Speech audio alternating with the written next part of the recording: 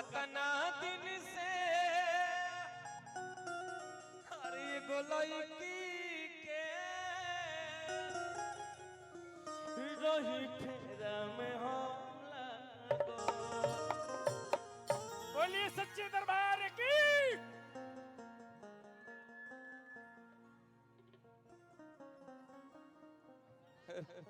हम गाओ तनी भक्ति में शक्ति में हम कि सोचते रही आई लव यू कहो आई लव यू सीरियस। अरे तले भैया वाले भा दुलार भैया बचिए के भोजपुरी आती है ना? नहीं हाँ चला जाए आगे। I love you serious I love you too बोलो। I love you too. आई रे दादा छीक दिलस राहत। शत्रुघ्न भैया डेरे मत बोल। हाँ क्या है आपका नाम क्या है? बहुत अच्छा, ये हमारा काम है, एकदम निफिक्र है। क्या नाम है आपका? खैनी खैबू खैनी बीड़ी पियबू। आइए म्यूजिक से 1 2 3 4 लाइट करो। आ जाइए आइए सब लोग।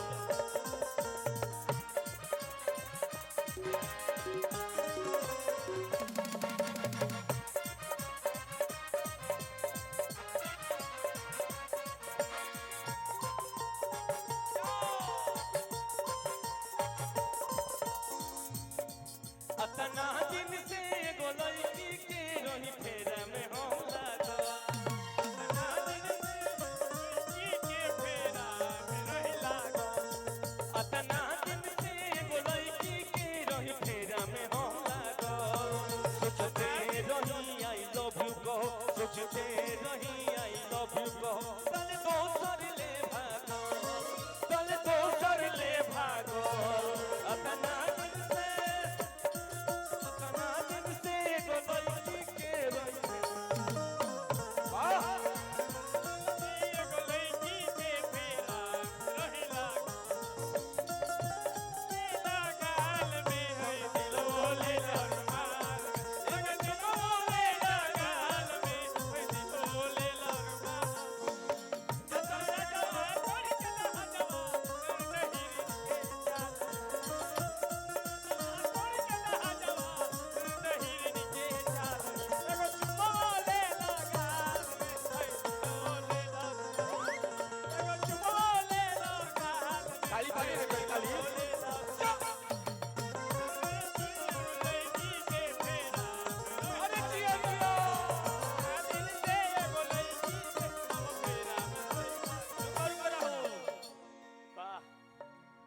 भाई एक बार हाला होके हम लोग खाती क्या बात है। अरे बियर फ्राक वाली इधर आओ वही देखो कमान स्टेज। अरे बाप रे बाप राजू भैया अरे की कच कच मारा तारुवा बियर फ्राक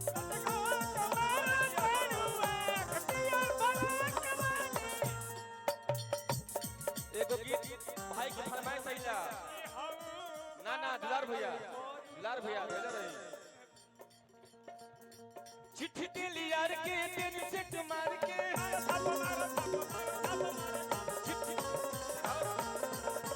चिट्ठी दिली यार के दिन सेट मार के चिट्ठी दिली यार के दिन सेट मार के चार जगह चुमक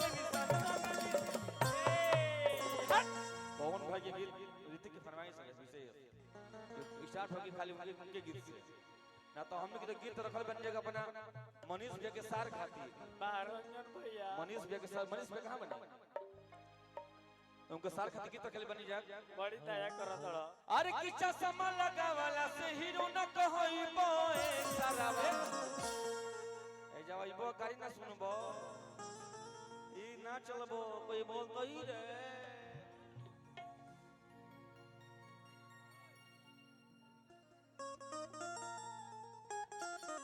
हेनियो देखते हेनियो भाई बाबा से आओ अरे किचा समा लगा वाला से अरे हीरो न कहई बोए सारावा अरे की बहिन बिचावा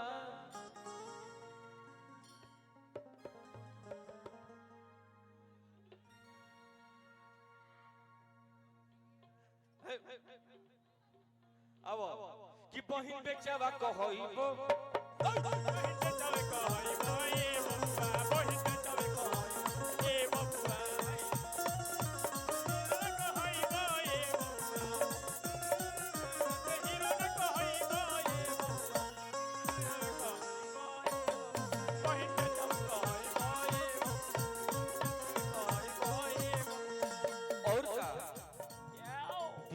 तोहार होई बड़ी रे रंगीली कबो घूमे पटना या कबो घूमे दिल्ली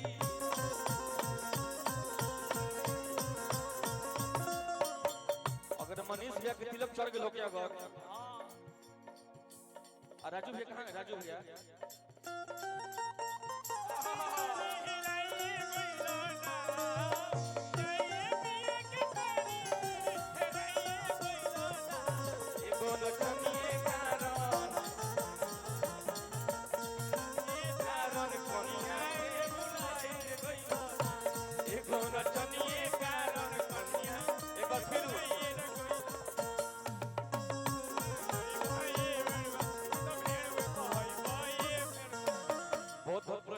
गर्दा हो गई आदमी चीन अब और आइल बाड़ बहिनी के तिलक चढ़ावे लड़की के देख के तुम आँख मटकावे रुका राहुल सच कहें रुका राहुल सच कहें तो वाकई में बहुत तुम लोग यार सुंदर लग रही हो बढ़ चल बहुत कुछ आदमी बानो बैठा वाकई में बहुत बच्ची है अभी बच्ची है ऋतिक भैया से बची है कि नहीं बची है भगवान पता नहीं बची है कि नहीं बची है लेकिन बची है और डोंट टच माय बॉडी अरे की गोरिया चांद के चोरिया क्या बात है छुई मत नीरज भैया छुई मत बढ़िया चीज के छुअल ना जाइल जाला देखल जाला बढ़िया चीज के देखिए आप गौर से नीर गोरे बाड़ हो जाए निस्तर रोंगटा को देला छुके नो मत बोल गावे तुम लोग के आय दादा की गोरिया चांद के चोरिया अरे नीर गोरे बाड़ हो अरे भैया आई है नहीं तुम नो हट क्या के ना छुई ना देखी खाली भैया ओने छुअते नहीं ने खड़ा हो जाता कि ना तुहारे जो आर केहू नहीं खे हर बिजोड़ बाड़ हो ए नीरज भैया ओने छुअते नहीं ने खड़ा हो जाता मैं देख के रोआ रे दादा ये माय गॉड सजनवा किधर है जी आओ कि तुहारी जोड़ केहू नहीं खे बिजोड़ बाड़ हो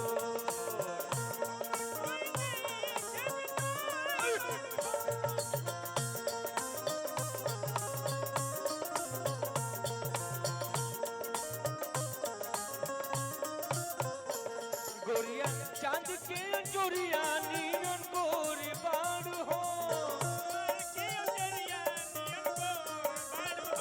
गोरिया चांद के चोरिया नीरन गोरे बाड़ हो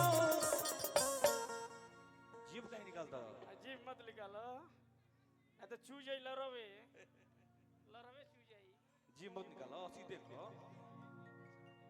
हां जीभ मत निकालो जीभ मत निकालना तो लरवे चू जाई कभी कैसे करता अच्छा दूल्हे साहब चाचा जी के प्रणाम रही जी हां ठीक बनी नो तो दूल्हे साहब के भी तो बराती में गीत गवा जाई दूल्हे का सेहरा सुहाना लगता है दूल्हे का सेहरा सुहाना लगता है दुल्हन का तो दिल दीवाना लगता है दूल्हे का सेहरा सुहाना लगता है दुल्हन का तो दिल दीवाना लगता है पल भर में कैसे बदलते हैं रिश्ते पल भर में कैसे बदलते हैं रिश्ते अब तो हर अपना बेगाना लगता है दूल्हे का सेहरा सुहाना लगता है अच्छा ऋतिक इसमें मनीष भैया के दोस्त के बात मनीष भैया के दोस्त के भाई कौन मनीष भैया के यहाँ के